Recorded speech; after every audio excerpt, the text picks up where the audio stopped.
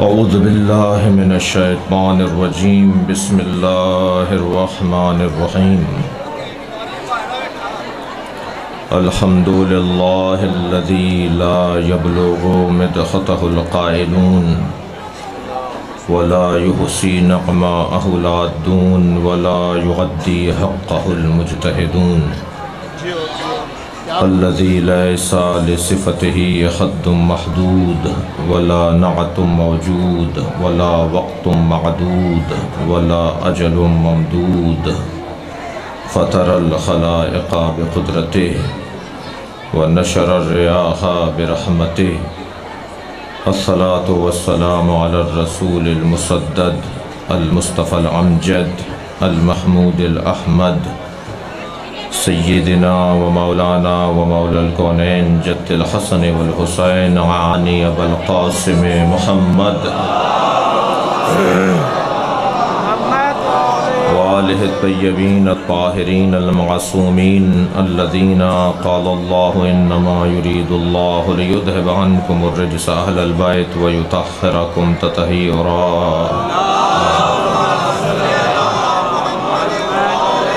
लअनतुल्लाहि अला अअदाइहिम अजमईन मिन यौम अदावतिहिम इला क़यामि यौमिद्दीन। अम्मा बअद फ़क़द क़ालल हकीम फ़ी क़ुरानिल करीम बिस्मिल्लाहिर रहमानिर रहीम इन्ना अअतैनाकल कौसर फ़सल्लि लिरब्बिका वन्हर इन्न शानिअका हुवल अबतर। सलवात।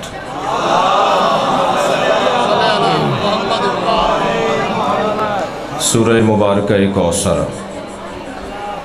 मुझे अंदाज़ा है कि आप बहुत देर से इबादत में मसरूफ़ हैं।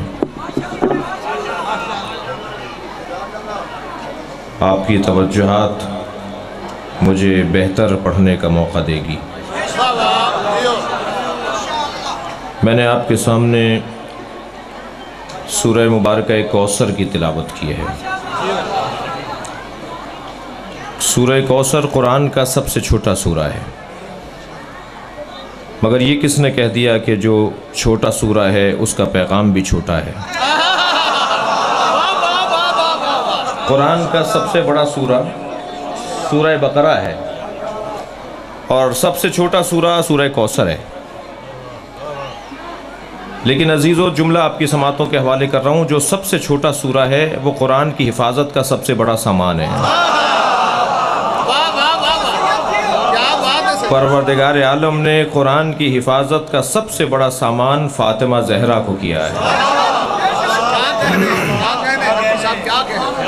अभी आज की मजलिस एक सालाना मजलिस, और मेरी और आपकी किस्मत यह है कि ये जो रात आने वाली है ये शब शहादत है जनाब ज़हरा की। लिहाजा हम सब बीबी के दस्तरखान पे कुछ देर के लिए चलते हैं। अगरचे जब से मजलिस हो रही है दस्तरखान फ़ातिमा ज़हरा ही का बिछा हुआ है, और ये जितने भी लोग यहाँ आए हुए हैं, ख़वातीन हों या मर्द, ये सब बीबी के दस्तरखान के फ़कीर हैं। हम सब सैयदा से मांगने आए हैं, और मेरी और आपकी किस्मत तो इसलिए बुलंद है कि हम उससे मांगने आए हैं जिससे खुद अली मांगा करते थे। अल्लाहु अकबर। सारी दुनिया के लिए मुश्किल कुशा अली। थक तो नहीं रहे आप हज़रात? सारी दुनिया के लिए मुश्किल कुशा अली, और अली के लिए मुश्किल कुशा फ़ातिमा। इस पे हदीस है, रिवायात हैं। कुरान मजीद का सबसे छोटा सूरा है, मगर अजीज़ों, ये किसने कहा है कि जिसे लंबा चौड़ा देखो उसे मोतबर समझो।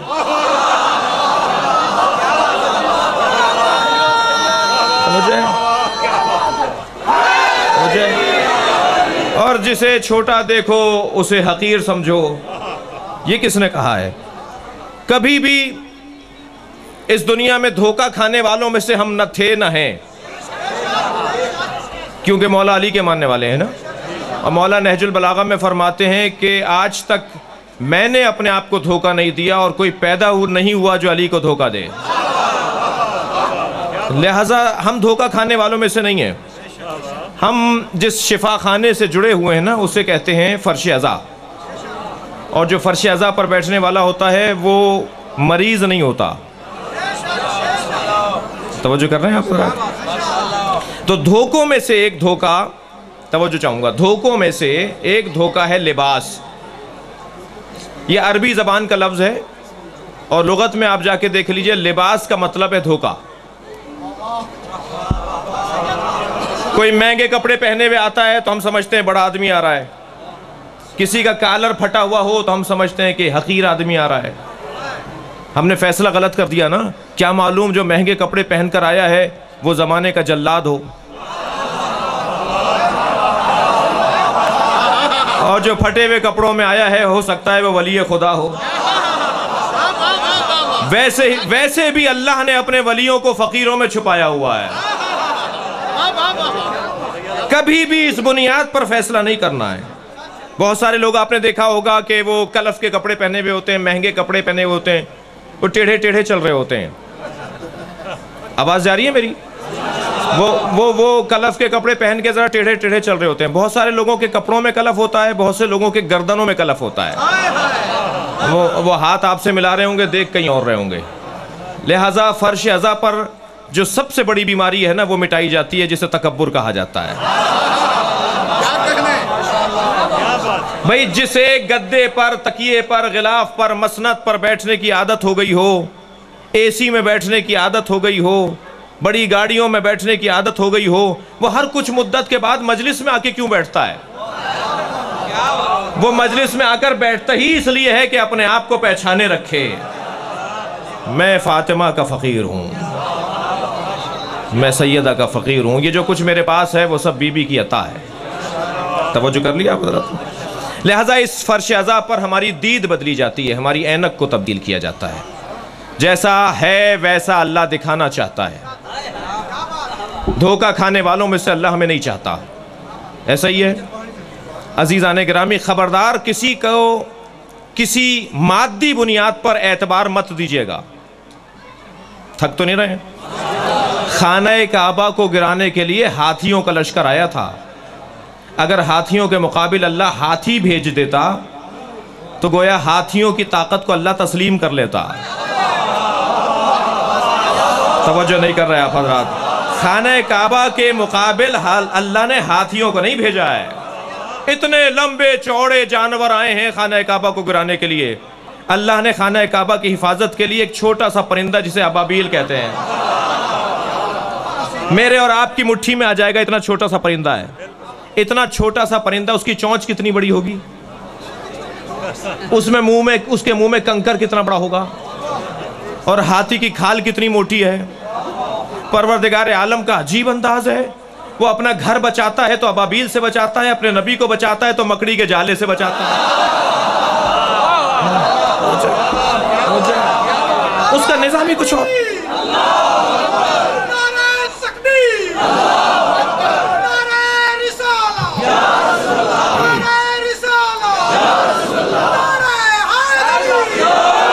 अल्लाह अपने दीन की हिफाजत के लिए एहतमाम अजीब अंदाज से कर रहा है। आपकी मोहतरम समातें मुझे मजबूर कर रही हैं कि एक जुमला और कह दूं। परवरदिगार आलम का निज़ाम कुछ और है। अल्लाह और रास्ता दिखाता है जिसे लोग नहीं देखते। जो जौ की रोटियां घुटने के जोर से तोड़ के खाता था, वो 2 उंगलियों से बाबे खैबर उखाड़ता है। ताकत कहां से आ गई? ये ताकत कहां से आ गई? आपने कभी गौर किया कि अबाबील का छोटा सा परिंदा, उधर मकड़ी का मामूली सा जानवर, वो इतना बड़ा काम कर रहा है। गोया अल्लाह निज़ाम दे रहा है, सुन लो, समझ लो। ताकतवर वो नहीं होता जो तुम्हें दिखाई दे रहा हो, ताकतवर वो होता है जिसका मुझसे ताल्लुक अच्छा हो, जिसका ज़ाते किब्रिया से ताल्लुक अच्छा हो, वो ताकतवर है।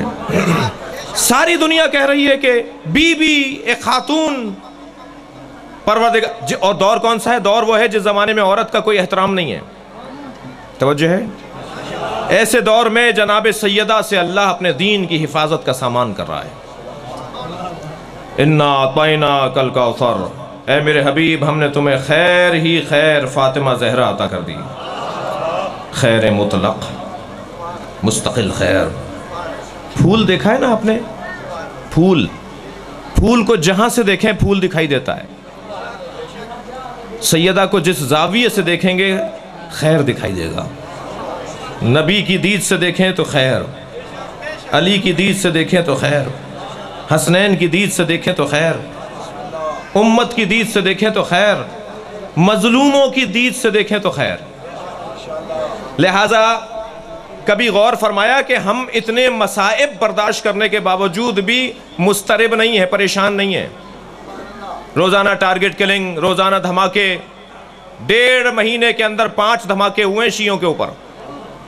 तवज्जो है? हयाताबाद का वाक़या, पेशावर का, रावलपिंडी का वाक़या, तवज्जो है? कराची का वाक़या, मुसलसल शिकारपुर का वाक़या, मुसलसल हमारे ख़िलाफ़ महाज़ाराइयाँ हैं। लेकिन अज़ीज़ान गिरामी, मैं एक जुमला आपके तवस्सुस से किसी को कह रहा हूँ, वो ये कि हमारा दुश्मन इतना बेवकूफ़ है कि उसे पता नहीं कि हमसे मुकाबला कैसे करे। तवज्जो नहीं कर रहे आप हज़रात।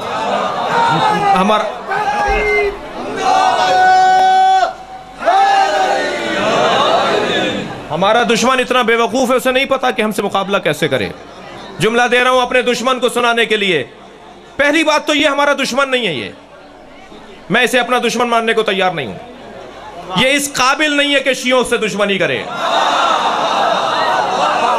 हमसे दुश्मनी करने के लिए किरदार चाहिए जो इनके पास नहीं है।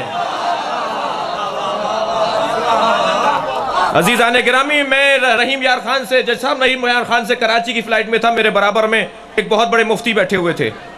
मैंने उनसे कहा कि मुफ्ती साहब, आप अपने उलमा से कहिए कि हमारे खिलाफ किताबें लिखें, शियों के खिलाफ किताबें लिखें, आप अपने मुफ्तियों से कहिए। कहने लगे आपका बड़ा जिगर है, बड़ा हौसला है। मैंने कहा हाँ, आप कहिए ये तलवार उठाना छोड़ दें, ये बंदूकें उठाना छोड़ दें, इसलिए कि इससे हम मरने वाले नहीं हैं। अगर हमारा मुकाबला करना है तो इल्म के जरिए से करो,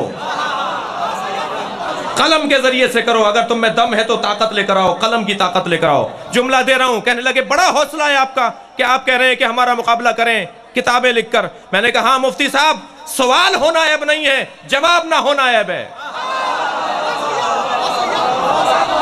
आप सवाल करें, एतराज करें, किताबें लिखें। ये बंदूकें रखना, बंदूकें उठाना तो मजबूर इंसान की अलामत है। जुमला दे रहा हूं आपकी समाज से किसी और को, हमारा दुश्मन इतना बेवकूफ है, ये मार कर मुस्तरिब है, हम मर के मुतमईन हैं।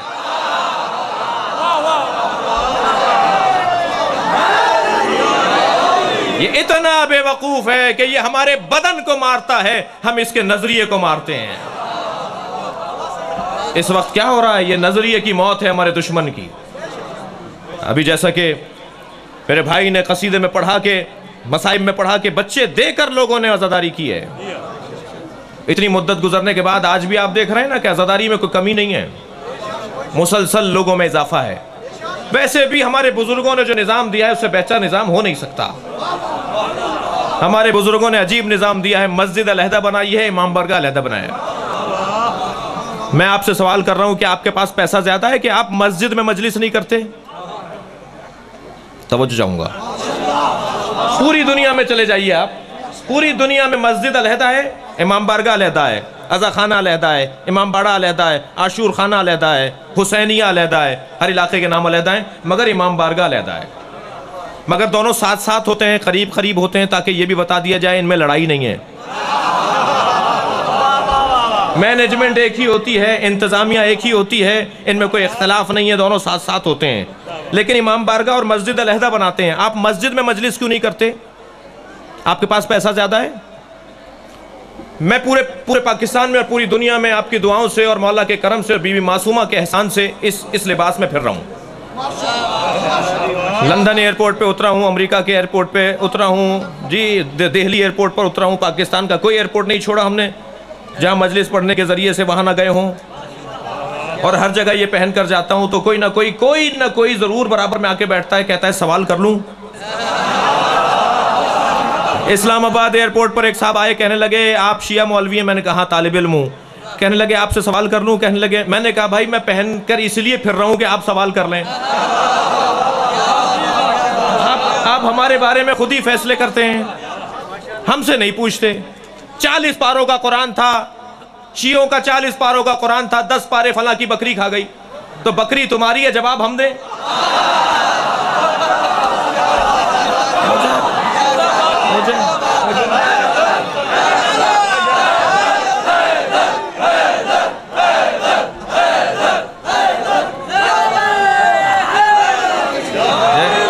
तो अक्सर ऐसा होता है कि सवालात के सिलसिले रहते हैं। तो एक साहब मुझसे कहने लगे कि आप ये मजलिस क्यों करते हैं, आप लोग थक तो नहीं रहे मेरी बातों से? ख़वातीन भी अगर एहसान फरमाएं और हमारी बात सुन लें, यहाँ एक जगह 2 मजलिसें नहीं होनी चाहिए। एक सलवात पढ़ें ज़रा, मोहम्मद वाले मोहम्मद पढ़ें। तवज्जो मेरी तरफ है आप हज़रात की। तो कहने लगे कि ये आप हज़रात मजलिसें ज़्यादा क्यों करते हैं? हमने कहा साहब हम मजलिस भी करते हैं और मजलिस पर ख़र्चा भी करते हैं और हम अपनी जान से ज़्यादा मजलिस को अजीज़ रखते हैं। सिंध में एक शहर है, मेरी तरफ तवज्जो करें, सिंध में एक शहर है खैरपुर नाथन शाह। आज वहाँ के सैयद का मुझे फ़ोन आया, वहाँ के मरकज़ी इमाम बारगाह में 27 मार्च को 6 जमात-उस-सानी को सालाना बीबी की शहादत की मजलिस और जुलूस होता है और शायद 20 साल से मजलिस हो रही है। तो वहाँ के SHO ने उन्हें एक तहरीर भेजी है मोहर वोहर लगाकर कि मजलिस को कैंसिल कर दो वरना हम तुम्हारे ख़िलाफ़ कानूनी कार्रवाई करेंगे। तो मैंने एक सिंध के गवर्नर के दफ्तर में रब्ता किया। मैंने कहा साहब वो IG से कहिए कि उनको कहें, उनको बस इतना बता दें कि हम हर काम में मुदब्बिर हैं, हर काम में हिकमत व दानाई रखते हैं, तहम्मुल मिजाजी रखते हैं, बर्दाश्त रखते हैं, हमारे हर काम में संजीदगी है, मगर मजलिस के मामले में हम जज्बाती हैं। ऐसा ही है, हम हर काम में, हमसे ज़्यादा पढ़ा लिखा पाकिस्तान में शायद ही कोई हो, हमसे ज़्यादा मुदब्बिर, हमसे ज़्यादा समझदार हमारी कौम में जितने समझदार हैं शायद ही कहीं पाए जाते हों, लेकिन हम इमाम हुसैन की अज़ादारी के हवाले से जज्बाती हैं। जज्बाती इतने ज़्यादा हैं कि हम अपने बच्चे ज़िबह करवाने को तैयार हैं। ऐसा ही है। तो हमने कहा ज़रा उन्हें पैगाम दे दीजिए, ये मजलिस तो नहीं रुकेगी, ये मजलिस तो वैसे ही होगी कि जैसे हर साल होती आई है, और मजलिस तुम्हारी परमिटों की मोहताज भी नहीं है, तुम्हारी इजाज़तों की मोहताज भी नहीं है। तो हम मजलिस क्यों करते हैं, इमाम बारगाह में मजलिस क्यों करते हैं, इमाम बारगाह क्यों बनाते हैं? मैं बता रहा था कि बेहतरीन निज़ाम दिया है हमें हमारे बड़ों ने। हम मस्जिद के साथ इमाम बारगाह क्यों बनाते हैं? वजह यह है कि मस्जिद के हवाले से उलमा किराम यहाँ बैठे, उलमा मजलिस में होंगे ना जी, यकीनन होना चाहिए। तो एक अगर हिंदू आकर किसी आलिम दीन से कहे कि मुझे कुरान दे दीजिए, मैं कुरान पढ़कर समझूंगा और फिर मुसलमान हो जाऊंगा, तो मौलवी साहब तो कुरान देने को तैयार नहीं है। तो कल क़यामत में ये हिंदू कह सकता है ना कि मैं समझना चाहता था, मुझे मुसलमानों के घुटे हुए दिमागों ने समझने नहीं दिया। ये कहाँ जाए ईसाई, कहाँ जाए यहूदी। लंदन का सफ़र था, ऑक्सफोर्ड यूनिवर्सिटी देखने का शौक़ था, हम चले गए ऑक्सफोर्ड यूनिवर्सिटी में। हमने कहा साहब इस्लामियात की जो किताबों का शोबा है लाइब्रेरी, वो हमें ज़रूर दिखाई जाए। मैं जब वहाँ पहुँचा तो हमारे मकतब की जितनी ज़रूरी किताबें हैं वो सब ऑक्सफोर्ड यूनिवर्सिटी की लाइब्रेरी में मौजूद हैं। तो वहाँ के इस्लामियात के सरबराह से, डीन से मैंने कहा कि बताइए यहाँ पर PhD किस किस मौजू पर हो रही है? तो उन्होंने बताया कि यहाँ 300 तालिब इल्म हैं जो इस्लामी मौज़ूआत में PhD कर रहे हैं, उनमें से 50 तालिब इल्म वो हैं जो नहजुल बलागा पर PhD कर रहे हैं। उनमें एक भी मुसलमान नहीं है, उनमें एक भी मुसलमान नहीं है। अब पता नहीं यहाँ पर मुझे वाह करनी चाहिए या आह करनी चाहिए। तो वजह है इसलिए कि हिंदू और यहूदी जो है वो समझ रहे हैं मौला अली को, और गैर मुस्लिम मौला अली को पढ़ रहे हैं और PhD की सनदें हासिल कर रहे हैं, डॉक्टरेट की सनदें हासिल कर रहे हैं मौला के कलाम को पढ़ कर। एक गैर मुस्लिम अगर इस्लाम समझना चाहे तो वो कहां जाए? मस्जिद के साथ आपने इमाम बारगाह इसलिए बनाया कि मस्जिद में दाखिले के लिए शर्त व शराइत हैं। हर आदमी मस्जिद में आप दाखिल नहीं कर सकते, आपको इजाजत नहीं है शरीयत की। वो समझना चाहता है तो कहां जाए? आपने मस्जिद के बराबर में इमाम बारगाह बना दिया। ये हुसैन का खैमा है, हर आने वाले हुर के लिए खुला रहना चाहिए। सलावत पढ़े मोहम्मद व आले मोहम्मद। बेहतरीन निज़ाम हयात, बेहतरीन निज़ाम हिदायत, जिसे मजलिस अज़ा कहा जाता है। और क्या खूब कहा है शायर ने कि दरे हुसैन पे मिलते हैं हर मिजाज के लोग।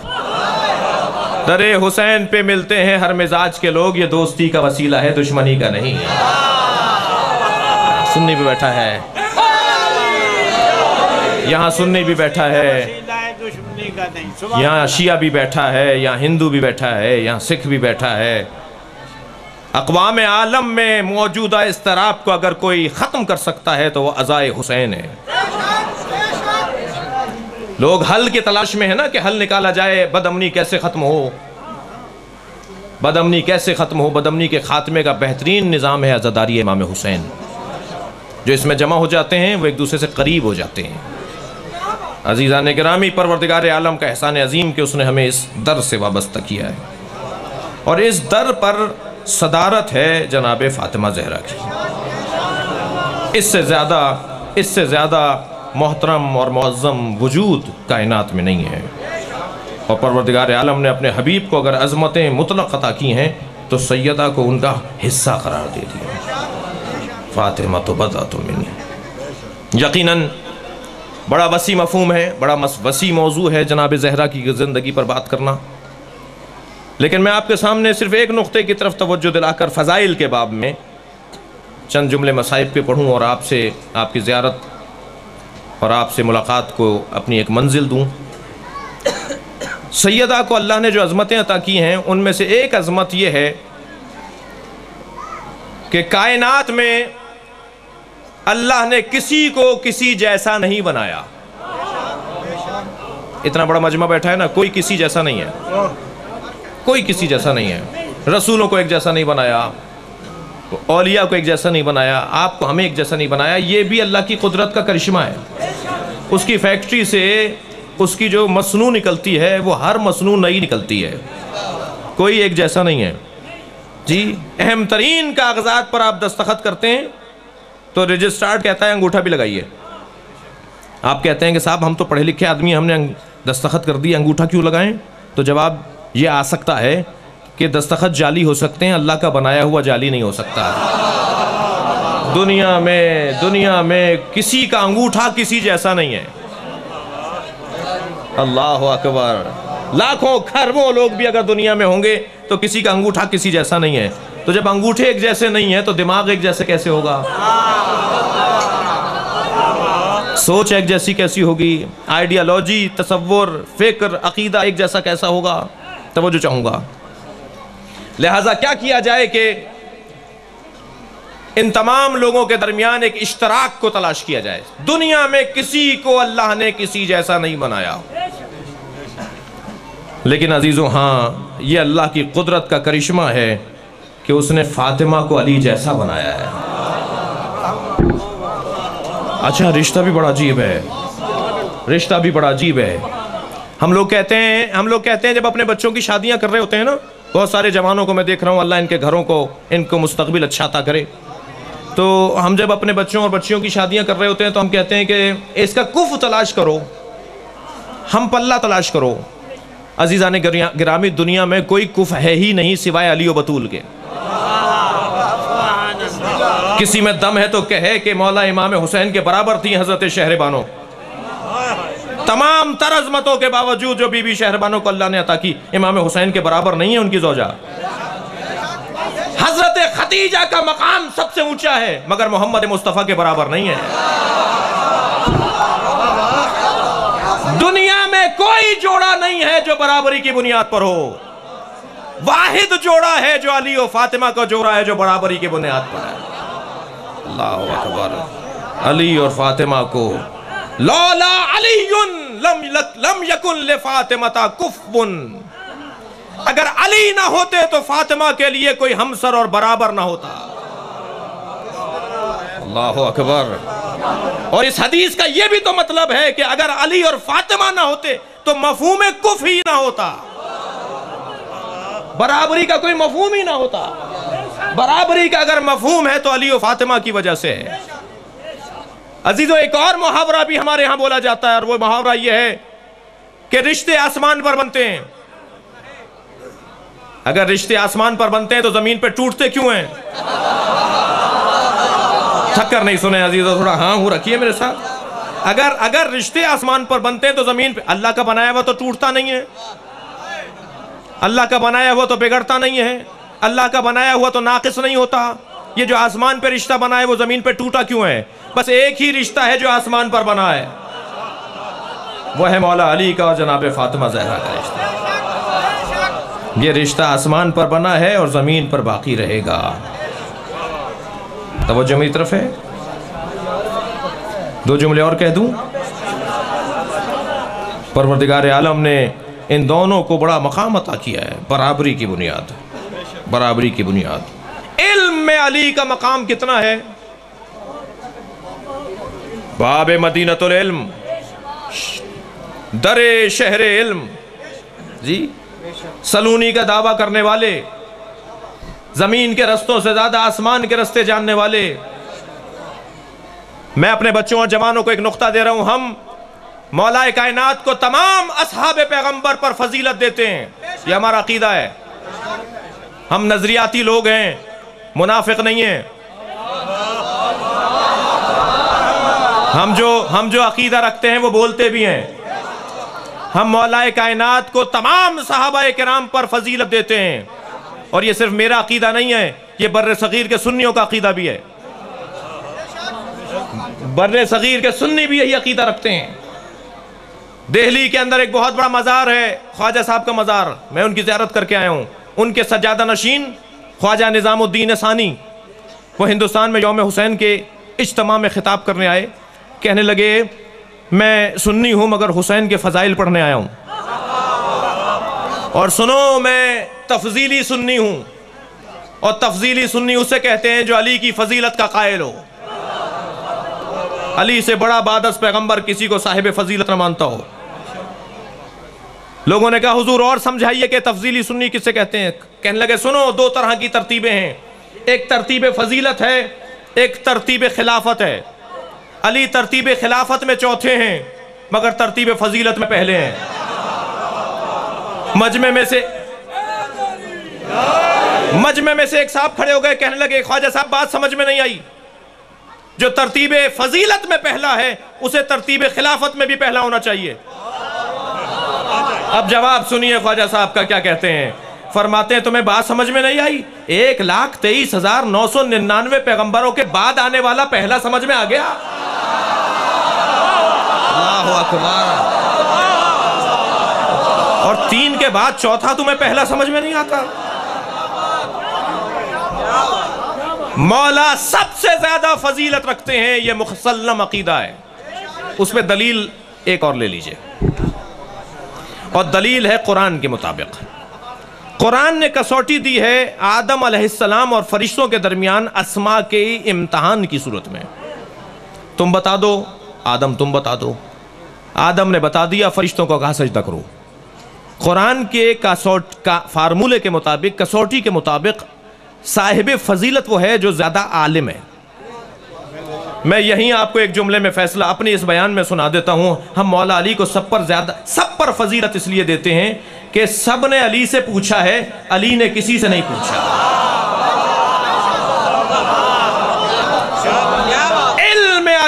इल्म अली बादज इल्म पैगंबर सबसे ज्यादा है, और जो इल्म में इस दर्जे पर फायज हो उसकी ज़ौजा को भी इल्म में ऐसा ही होना है। अली शुजाअत रखने वाला वजूद, फातिमा ज़हरा से बड़ा शुजा कोई नहीं है। अली मासूम और साहिब तहारत, जनाब सैयदा की इस्मत इस दर्जे पर है कि सैयदा की जिंदगी में एक लम्हे के लिए भी तहारत से दूरी नहीं है। भाई एक जुमला कह रहा हूं आपकी मोहतरम समातों के लिए, जिसे बतूल कहा जाए, जिसकी जिंदगी में इज़्दवाजी जिंदगी भी हो और तहारत रुखसत ना हो, जो माँ भी बन जाए और बतूल रहे।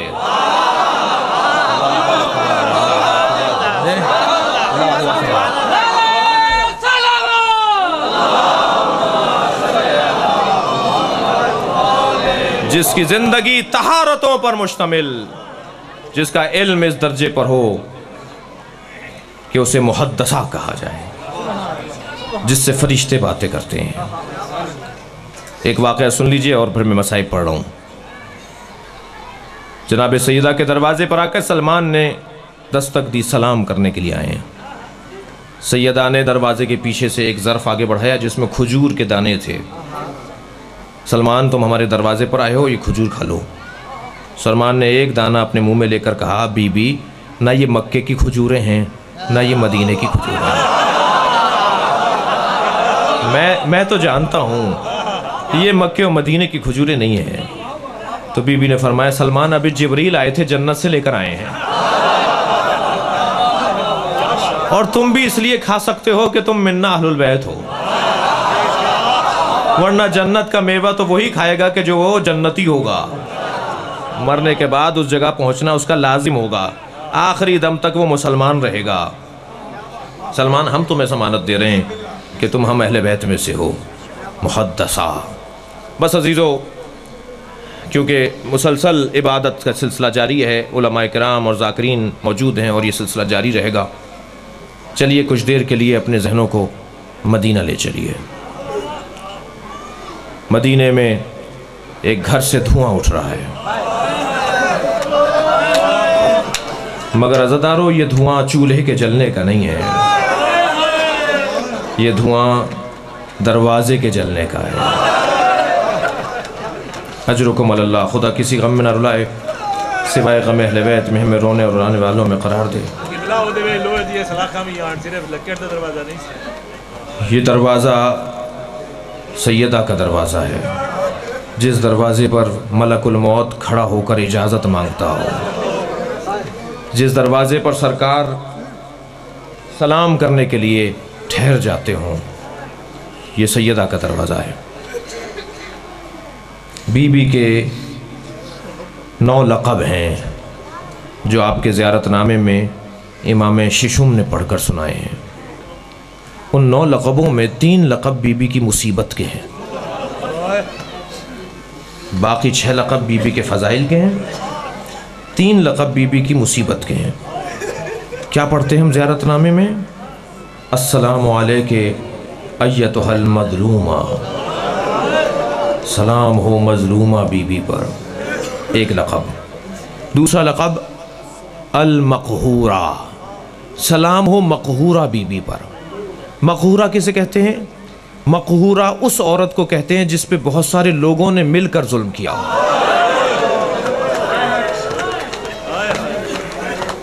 पूरी मस्जिद आई थी घर के ऊपर, पूरी मस्जिद आई थी सैयदा के दरवाजे पर, और जब मेरी बीबी ने थक्कर नहीं रोया ज़दारो, पूरी मस्जिद आई थी सैयदा के दरवाजे पर। जब सैयदा ने दरवाजे के पीछे से बाबा को पुकार पुकार के फरियादें की हैं, तो लोग मुंह मोड़ मोड़ कर रोने लगे। क्या कहा था सैयदा से इन लोगों ने? कहा था अली को बाहर भेज दो। बीबी ने फरमाया जब तक मैं जिंदा हूं अली पर आंच नहीं आएगी। कहने लगे अब जुमला जो इन्होंने कहा है ना, उस पर हम सारी जिंदगी रोते रहे तो कम है। इन्होंने एक जुमला कहा जिस पर बीबी की आह निकली है, बीबी ने फरियादें की हैं, और वो जुमला ये था कि अगर अली को नहीं भेजोगे तो हम घर में घुसाएंगे। मैं आप गैरतमंदों से एक सवाल कर रहा हूं, आपके घर के दरवाजे पर कोई गैर मर्द आकर कहे हम घर में घुसाएंगे, आप अपना सब कुछ कुर्बान कर देंगे और उसकी जबान गुद्दी से खींच लेंगे। यहां पर सैयदा से क्या कहा जा रहा है कि अगर अली को नहीं भेजेंगी तो हम घर में घुसाएंगे। बीबी ने फरियादें की, बाबा ये क्या कह रहे हैं? बाबा ये मेरे घर में घुसेंगे, बाबा यही दरवाजा है जिस पे आप ठहर जाते थे। अजीजों, बाज जुमले रोने के लिए काफी हैं। हिंदुस्तान में नवाब रामपुर के महल में अशरा होता था, जिनके महल में अशरा पढ़ने वाले मौलाना सालिम नकवी साहब ने उनके यहाँ 10 साल तकरीबन अशरा पढ़ा। वो अब से 15-20 साल पहले पाकिस्तान आए थे, बहुत ज़ईफ़ उल उम्र थे, वो बयान कर रहे थे कि मुझे नवाब साहब ने कहा था, रामपुर के नवाब साहब ने कहा था कि ख़बरदार मेरे सामने हज़रत अली अकबर की शहादत नहीं पढ़ना, इसलिए कि मुझसे हज़रत अली अकबर की शहादत बर्दाश्त नहीं होगी। वो कहते हैं कि मुहर्रम का अशरा था, जब हज़रत अली अकबर के मसाइब का बयान होने लगा तो वो मेंबर के पीछे जाकर बैठ गए। नवाब साहब आगे से उठे और मेंबर के पीछे जाकर बैठ गए, और वो कहते हैं मैं भूल गया कि मुझे हज़रत अली अकबर की शहादत नहीं पढ़नी, मैंने पढ़ दी। जब मैंने हज़रत अली अकबर की शहादत पढ़ी ना तो वो अपने कपड़े फाड़ने लगे, अपना सर दीवार में मारने लगे, बेहोश हो गए, काफ़ी देर तक बेहोश रहे। 1400 साल गुजरने के बाद हमसे शहादत सुनी नहीं जाती। सलाम हो उम्मे लैला पर, सलाम हो ज़ैनब कुबरा पर। इसी तरह ये कुछ और जुमले भी हैं मक्तल के अंदर जिन पे रोने के लिए सारी जिंदगी कम है।